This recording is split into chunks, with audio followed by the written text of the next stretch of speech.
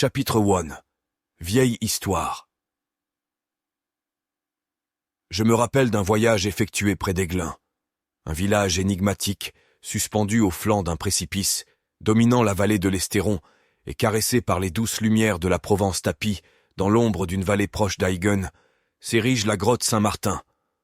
Elle doit son nom à un saint évêque de Tours, qui, selon la légende, s'y serait retiré. Mais ce n'était pas tant le saint qui attira mon attention, que la fable d'une source miraculeuse, jaillie du sol par l'intervention du diable lui-même.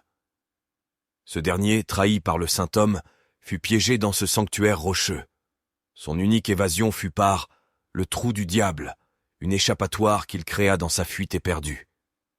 À l'intérieur de cette caverne, je fus témoin d'une scène intéressante. Des ratapignata, battements silencieux dans l'obscurité. Je sentis leur présence mystique et leurs yeux scrutateurs s'animer à la lueur du flash de téléphone. Cette nuée m'a rappelé les sombres histoires que les anciens du village chuchotaient aux oreilles des enfants, faisant d'elles des messagères de l'obscur, souvent associées au chat noir, présage funeste. Au début de l'ère moderne, une sombre histoire avait en effet hanté le village.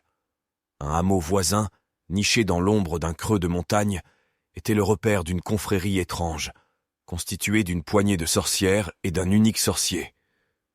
Descendants de juifs de Marseille, ils étaient détenteurs de secrets ancestraux, liant leur destin à la magie. De terribles récits circulaient. Des femmes au visage sculpté par le temps, aux yeux pénétrants comme ceux des prédateurs nocturnes, récitaient d'anciens chants lors de cérémonies à la lueur des flammes. Les chats noirs, sentinelles silencieuses, les observaient avec des yeux dorés, reflet de leur malveillance. Et au-dessus, les ratapignata tournoyaient, semblant se nourrir de cette énergie sombre qui émanait de cesérites. Cet étrange ballet nocturne était source de terreur pour les habitants d'Aiglun.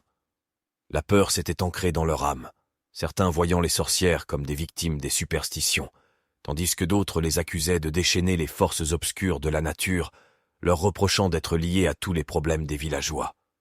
On raconte que la tension atteignit son paroxysme un jour, lorsque les hommes du village décidèrent de purifier Célestère. Mais à leur arrivée, les sorcières avaient disparu, laissant derrière elles un hameau abandonné.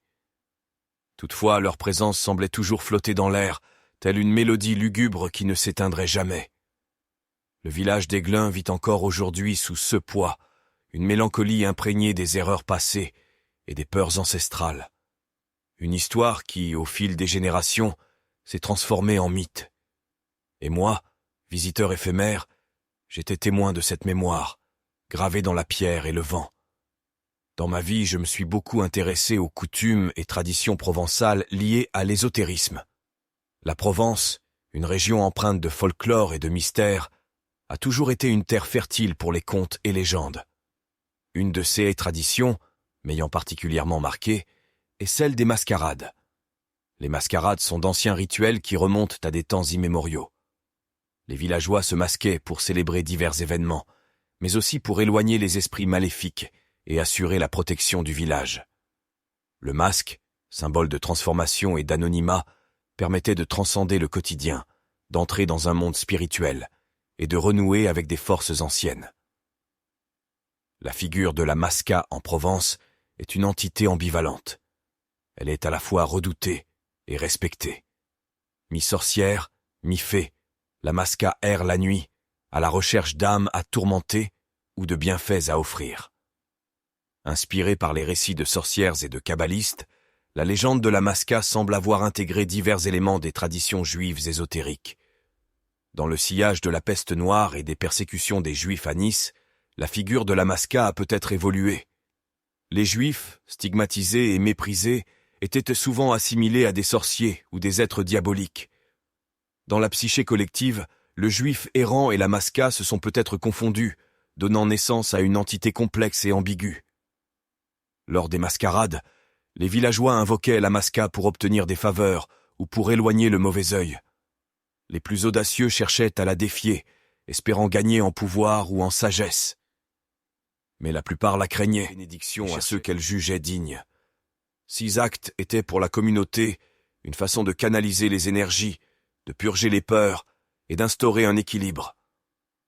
En approfondissant mes recherches, j'ai découvert que la tradition des mascarades était particulièrement vivace dans les hameaux isolés, où la mémoire des sorcières d'Aiglun était encore vive. Ces lieux, empreints d'une atmosphère mystique, étaient le théâtre de célébrations énigmatiques, où le passé et le présent s'entrelaçaient, rappelant constamment l'entrelac complexe de la Kabbale et de la magie provençale.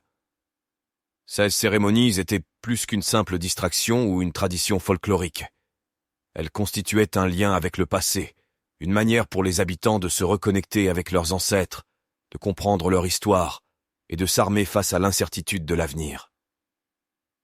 Dans ce contexte, mes recherches m'ont également amené à explorer les traditions celtiques, notamment celles associées au dieu Cernunnos. Cette divinité, souvent représentée avec des attributs de cerf et associée aux forêts et aux animaux, est un symbole puissant de la nature et de la fertilité dans la mythologie celtique. Les Celtes, peuple ancien dont les racines s'étendent à travers diverses régions d'Europe, dont certaines parties de la France, étaient profondément connectés à la terre et à ses cycles.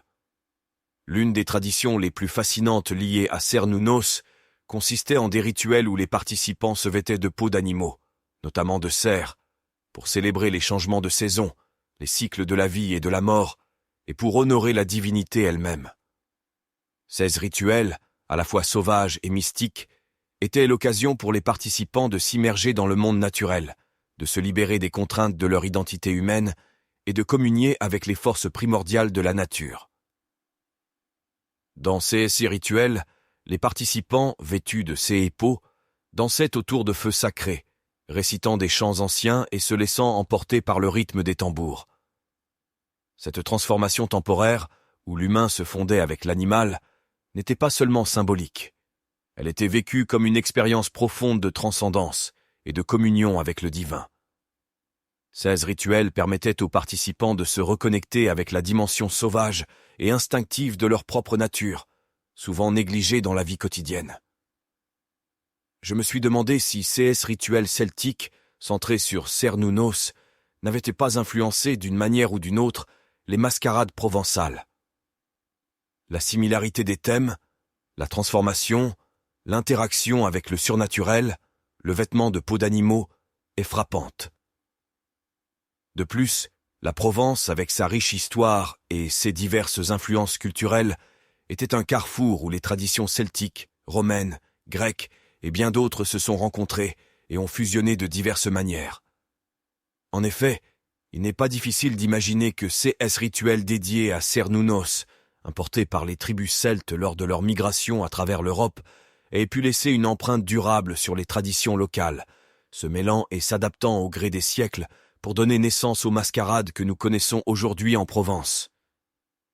Ces réflexions ont enrichi ma compréhension de ces traditions ésotériques et folkloriques, révélant à quel point les cultures, même séparées par le temps et l'espace, peuvent se rejoindre et s'entrelacer de manière profonde et significative, formant un tissu riche et complexe de croyances et de pratiques qui continuent à influencer notre manière de voir et de vivre le monde.